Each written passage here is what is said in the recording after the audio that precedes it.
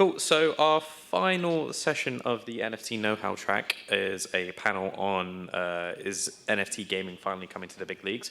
So I'd like to welcome our panelists, Craig Allen, Bobby Kunta, Douglas Ferguson, Chris Jones, and Mitch Zamara. So could our panelists come to the stage, please? Good morning, PGC. Woo! Are we having fun yet? Little bit of fun. We're in the funnest industry in the world. We're all here together in a fun city. All right, let's give it up for Chris and Wag Me Games again, right? Some great insights from him. Amazing group of people here. All of you guys have met some great folks here, so Steel Media always does it right. I got some great folks on stage with me here. So we're here for fun first. It's our topic. What do you all think? Is NFT gaming coming to the big leagues? It's our title here. It's not up there, but it's the name of this talk. Show of hands. Is NFT gaming coming to the big leagues or NFTs? Not a single hand. 1, 2, 3, 4. All right, 5, a reluctant 5th. Okay, yeah, tough crowd. I dig it. We gotta feel the vibe here. We've got a biased panel here, obviously, so good to know who we're talking to. I'm Bobby Kunta. I've been using events, experiential design, digital content to build communities since the 90s. I've been in Web3 gaming since Axie Infinity. I help run a one-stop growth shop for brands, games, and events to reach a wider audience, not just in Web3, but elsewhere. In fact, our network represents nearly 100 of the Fortune 500 brands. I got an awesome panel up here. I'm going to let them introduce themselves. Craig, Mitch, Doug, Chris. Cool. Great folks. Hi, I'm Craig Allen, and I'm with a group called Arrivant, where we're building social games and experiences to help people make new friendships. We have a really great Web3 team, but we also have really great people from traditional gaming. My background, I started at Disney in the 90s, worked at the Jim Henson Company with Muppets, and then ran a game studio for about 13 years where we did the first Call of Duty game for consoles. So we're putting together a really strong team, and for me, as much as Web3 is kind of a reordering of technology, more importantly, it's an opportunity to change the social structures as people self-identify through micro-communities, and we can do better player matchmaking and new tools to give players ownership in digital assets, but really align them better for the value of playing together. Thank you. My name is Chris Jones. I head up business development for MetaJuice. MetaJuice is the blockchain crypto arm for Together Labs, which owns IMVU. IMVU is about 18-year-old metaverse. We've been taking it from Web 2 to Web 3, and now it's the largest Web 3 social metaverse. My name is Mitch. I've been in the industry for just around 15, 16 years now. Got my start as a tester, eventually working at companies like Zynga, Storm 8. I've been in the industry for a long time and eventually made my pivot into Web 3 a couple years ago. I worked for A Million on Mars as the lead designer, where we make a game that is live. It's a resource management economy sim game, and I have just super strong beliefs about the future of this technology and where I think will lead to mass consumer adoption in the future. I just think that, like many other people here, there's a road ahead, and I'm eager to share my thoughts and opinions about that stuff. I'm Doug Ferguson. I'm the former Pokemon guy. I was with the Pokemon Company for 16 years, the Pokemon Company International. They're based just out of Bellevue, across the water, and Wizards of the Coast. Before that, I actually owned a comic and game store. That's how I got my start in my game profession life. And then I just came off of working, I'm in between. I came off working for a company called Forge last October. Came into the space mostly curious, hoped I would learn a lot, maybe make some money. I learned a lot. I'm not a Web3 evangelist, so I always come at things from the perspective that I'm interested in the technology. I'm not interested in the mantra, like anonymity isn't important to me. DeFi sort of is, decentralization sort of is. You just have to ask me which particular aspect of it. I like making great experiences for customers. And it doesn't matter, and I think that's the number one thing that the guy who just finished up when he was talking about customers, smartest thing I've heard today. Awesome panel. We're going to get some great insights from them. It's all about fun first. We had a great conversation about a week ago. You know, we got together and chatted. And just to sum up for you guys what we're going to spend the next half hour, what they're going to spend the next half hour dropping their insights on you about is really how does Web3 gaming, how does Web3 make gaming more fun? And that's what's going to usher this into the big leagues, right? And we came up with 3 boxes that it checks off. More fun experiences are created by checking these 3 boxes, right? Connecting people, new forms of interaction, the matchmaking that we're talking about, providing identity, appeals to underlying like our tribalism, this fundamental need to express ourselves and belong to something bigger becomes easier to grasp with Web3, and ownership of assets. That's the easiest one to push because everybody understands we want to own this stuff, right? So from there, I want to do another quick poll of you guys. So how many of you guys are game developers sitting in here? That's it? Okay, all right. Like 25% maybe? Who else works in the game industry but not developers? All right, like 40% of you guys. Who plays games? Casually even. Everybody, all right, well, except for the people not really paying attention. Awesome. Who owns NFTs? Wow. Awesome. That's I wasn't expecting that. way more. Yeah, right? That was like 85% of you guys. I guess to even be sitting in this room, you got to have a little bit of bias. But maybe this video is going to reach a wider crowd and we'll hit some good topics. So who owns gaming NFTs? All right, maybe about half the people who own NFTs. Have you played with them? Keep your hands up if you have. Maybe about, just over half of those who own them. Cool, right on, I dig it. I've been playing with my NFTs since 2019. Let's jump into it here. So how is this more than just ownership of assets? That's the easiest thing. Everybody knows, okay, we want to own our skins, we want to own our spell casts, our cards, whatever the game is. We want to own these things, our extra lives, whatever they are, so we can, all right? Beyond that, how is this more than just ownership of assets? So to take it just a little bit in a different direction, I think that a lot of times when new technology comes out, the first use case is the obvious one, but not nearly the most interesting one. So a lot of people are doing play and own because, okay, I understand it. I own my digital asset. I can sell it. I can trade it. Cool. It's eBay. That's awesome. But that's not going to be the most interesting creative use case. I think what we're knocking on the door of and what I get excited about is things that are about digital identity. Being able to have this immutable ledger of what your activity is doing, what you've been interested in, how does that define you as a person? And in a world where it's increasingly fake, and we're having to struggle with what's real, what's not real, it's only going to accelerate with AI. The things that are happening with fake Tom Cruise, just the tip of the iceberg. We're not going to know what's real anymore unless we have some systems to help us understand proof of humanity and proof of identity. And to me, that's where blockchain gets really interesting. And the Venn diagram overlapping with games is that you want to know who you're playing with. Right now, 40% of the internet is botted. Most games are botted. You're not playing with real people necessarily. And if you are, it's probably like an 8-year-old screaming at you in a language you don't understand. This is a problem that we can help fix when we can go beyond games and actually understand lifestyle, interests, and real communities of real people that are signing up to play together because they care. Yeah, I'll be brief. I think when you look at our project, Bobby told us brevity's good. Don't worry, he's an AI. Right, exactly. I have 5 fingers.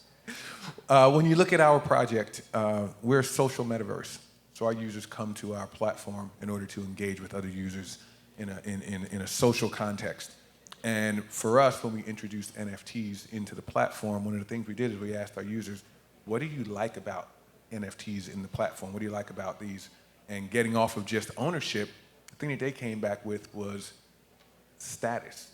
So within our games, when people bought them, they were able, other users were able to see that, hey, this person's wearing an NFT, this person's using, fat shoes or NFT, and that is enabled because unlike previously, the NFTs allow us to have scarcity amongst the digital assets that are in our game. Prior to then, our creators, and we have 200,000 creators in the platform that create all of the digital goods that our users have, they could not say, hey, I'm only going to make 10 of this.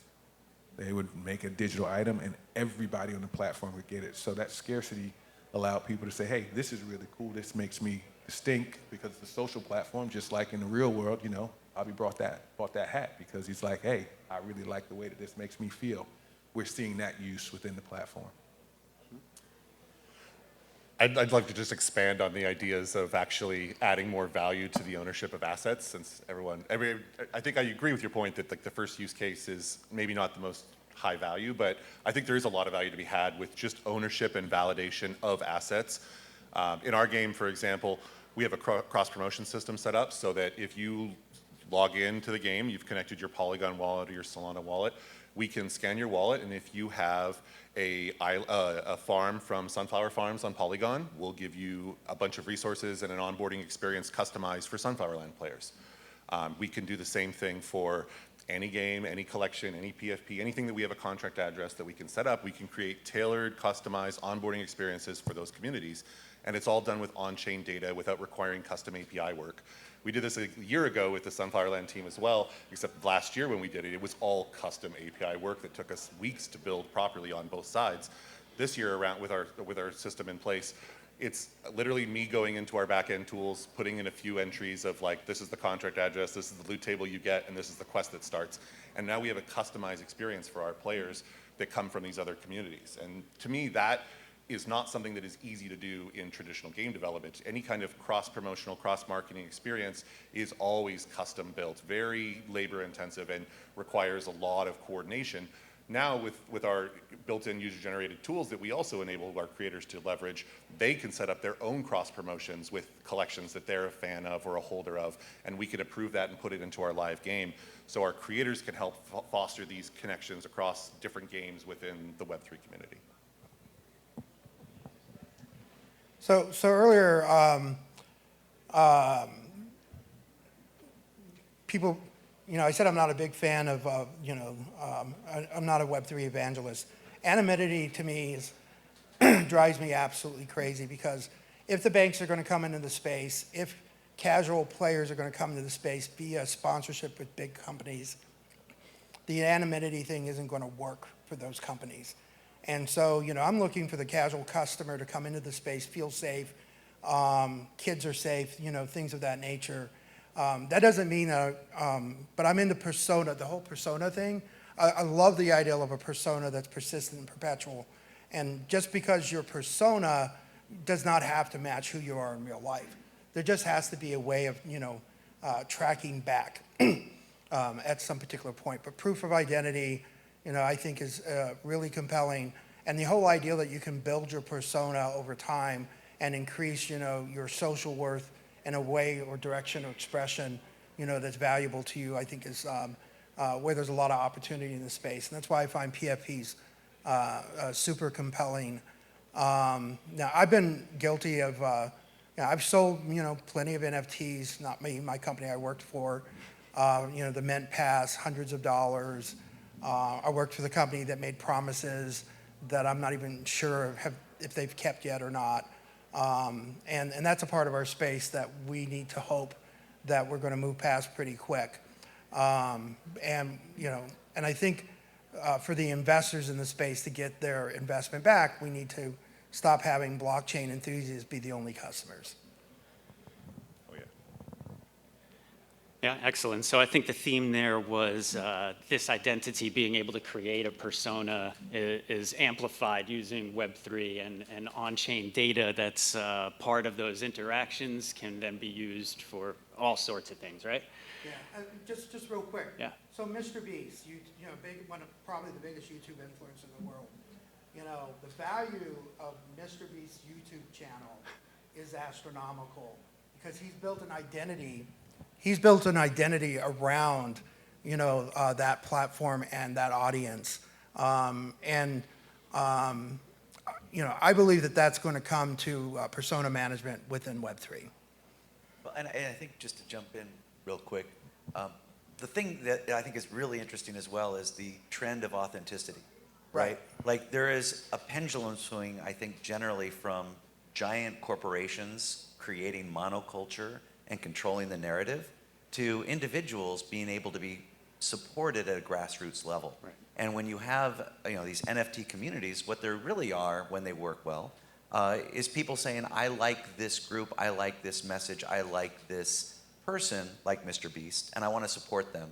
And now here's a way that I can support them directly. Right. And anyone can now be an influencer, but also with digital tools and digital AI systems, everyone can be a broadcast network, everyone can be a merchandising company, everyone can be a game company. So it's really, who do you want to support?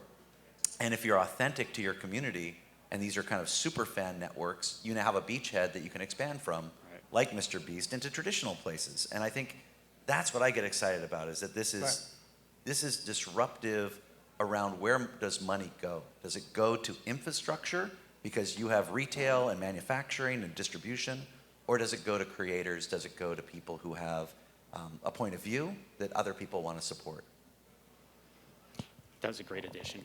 Yeah, there's some gaming content creators using NFTs and membership alpha passes in great ways. So they've monetized their YouTubes so that people who are engaging their content are actually earning for doing so, sharing their profits in ways that are questionably legal in the US. I guess we'll figure it out if they make enough money. I think that the creator revenue share in the game industry is drastically skewed. Right now, the $100 billion game industry, creators earn less than 1% collectively. If you were to look at what all the creators, influencers, esports, combined all the actual amount of money being returned to the people that are providing the entertainment value or we're not, is just minuscule.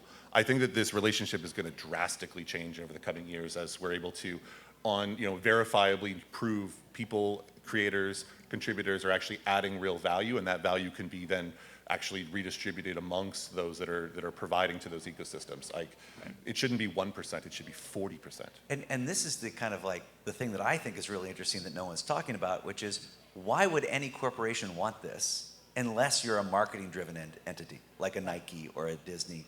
That's great for them because they know their customer at a deeper level. Yep. But there's a lot of companies that have no interest in losing control of the message. And that's at the heart of, I think, what the battleground's all about. No, I think you make a great point. That's the whole idea of decentralization. That's the whole idea of giving communities a voice, governance.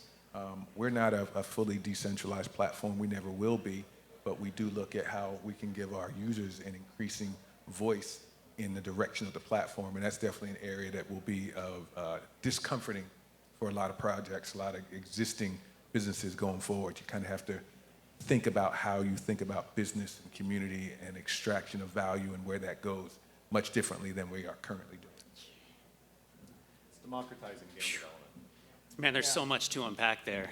Well, especially if you think about it, Craig basically just called out a big issue in the game industry, which is management is getting rich off of games, not game designers. Because unlike the music industry, which is a broken system, but still, the people who write the music are earning money in perpetuity. Game designers are more often than not work for hire, or I'm willing to basically give you my work in return for life security, things of that nature. So I think that's a particularly valid opportunity for us, in the space, is to figure out, how to, carry some of that. If I design Call of Duty, how do I get a little piece of that Call of Duty when it's really successful? That long-term benefit. I think we got a panel for next year for you, Bobby. Yeah, we could just do, we could go on a series here. Should we do a video series?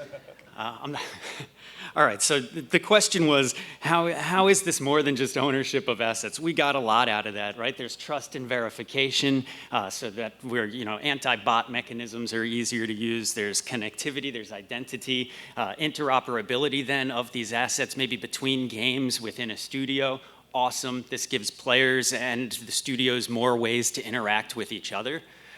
Incredible. So let's try to get to a second question here. How does Web3 help create more meaningful connections for gamers? We kind of touched on that a little bit already. There are bridges then built between the players and the studio that weren't there before. That means data, but how does it mean more meaningful relationships? I'll start. So when we look at our platform, again, we're a social metaverse. So people come to our platform to be able to hang out with other people. We have long had a black market that existed outside where people would trade services, or they would trade credits outside of our game because they were exchanging services within the game, and there was no mechanisms for them to be able to exchange those services in the game. So I might create a bar, I might invite you guys to come to the bar, and I might say, hey, Bobby, I want you to be my bartender. I might say, Doug, I want you to be my bouncer. I couldn't exchange, I couldn't pay for that. So there was a black market outside the game that would do that. And so now, just like in the real world, great. You're going to be my bouncer. You're going to be my, I can exchange and I can make payment within my game, and that didn't exist before there was blockchain and crypto for us. And so when we look at a number of the ways, there's a number of things. We have passes and badges and a whole range of things, but that's just like a simple example of something that you would think would be simple, and you would think, yeah, like we could figure that out. We weren't able to do it until we were able to have NFTs and blockchain and crypto within the platform that made it much easier. The thing that seems really novel and worth calling out to me is that I think that having verifiable authenticity, having on-chain data, things like this, provide an opportunity for provable information that is quite powerful and compelling. So something that I think that might realistically happen in the future is that very large, well-organized gaming communities that have verifiable on-chain purchasing power that is proving what their community is capable of moving or doing in an environment or in a game that launches, basically has an operating power that can actually present themselves to a team or a company or a publisher and say, we'd love to bring our community of thousands of gamers to your soft launch or to your main launch or to your main competition. What can you offer us? We have verifiable proof that our purchasing power is this. What is that worth to you? I think the power dynamics are going to potentially shift in the future while we have more information behind us. And I think that that's a really compelling and really interesting way that we can see things like user acquisition and growth change in this industry. And it's putting power back into the hands of gamers and communities in a way that hasn't been possible before because there isn't that provable data behind it. Yeah, I think for the NFT space, we talk a lot about ownership of in-game assets as being the holy grail. But the problem is that these companies are, they're companies. And your digital assets are only worth something as long as the game is still live. With the onset of mobile gaming, et cetera, and the fact that I'm a collectibles expert, so I am subject every once in a while to whale-like behavior. When my favorite Marvel app game got retired, free to play, unfortunately with in-game purchase, and all of a sudden I saw my $1,000 go away of investment, not to count many thousands of dollars, in my opinion, of my time, when basically Marvel decided to retire that studio and shut it down, and how frustrated I am about that. So I think we need to think a little bit beyond. And so what I wanted to build on with Mitch is if we can build sustainable gamer communities in which the games can, in somewhat live on beyond the companies, survive on, become part of a public trust, so that, when my capital interest in, X game, goes away, but the game can survive, in perpetuity. And we see examples of that already, that have happened all the way back into the 90s, and people are keeping stuff alive on private servers, et cetera. Or buying the rights back.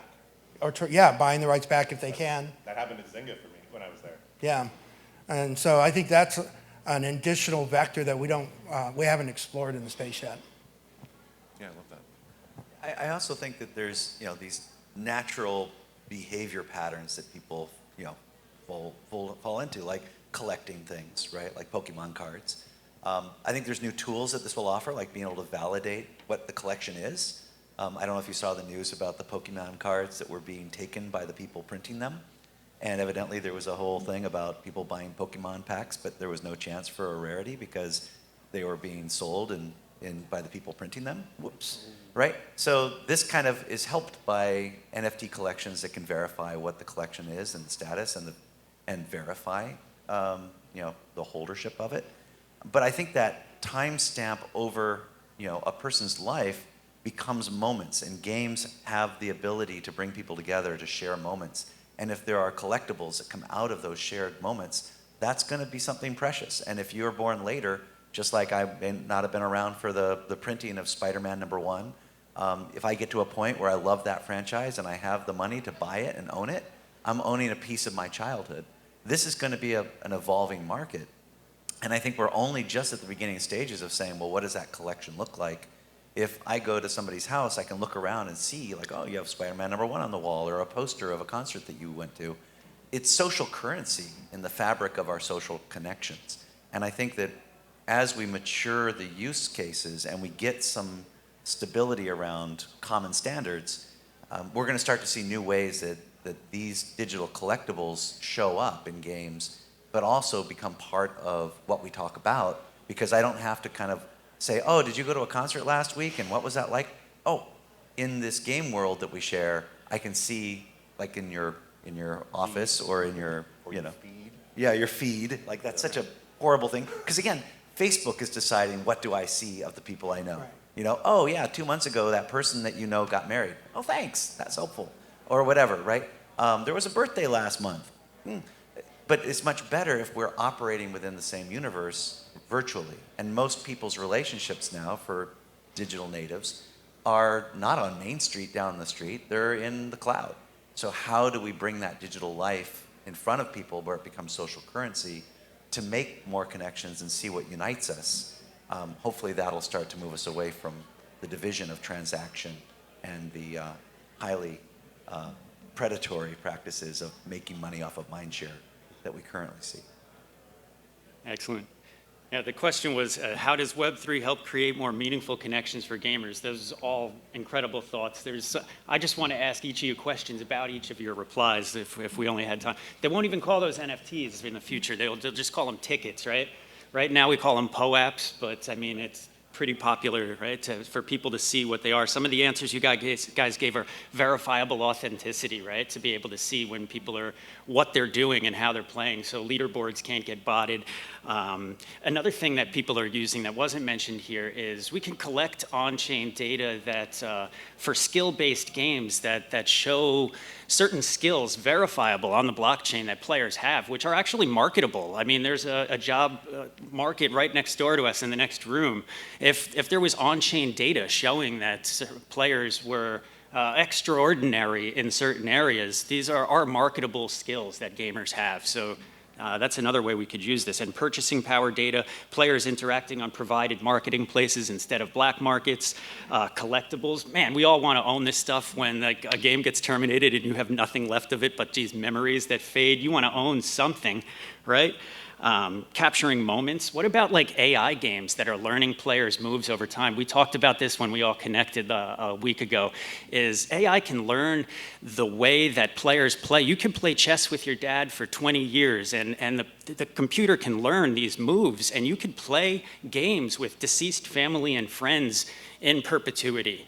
And that's a mind-boggling concept. And these skills can all live on chain. I mean, somebody can even hire this deceased relative or something. I mean, we're thinking way far ahead now. But all right, so look, we've got time for another prompt in here. Let's rock. This is a good one here. What are the greatest obstacles to mainstream adoption of blockchain technology in gaming, and how do we overcome them? Solutions oriented here, not just listing the problems. What are they and how do we overcome them? I'm going to do a short answer. All right. Blockchain gaming needs to be gaming with blockchain. The biggest issue we have right now is, it's like saying, I love this food at the Electricity Cafe, you should try it.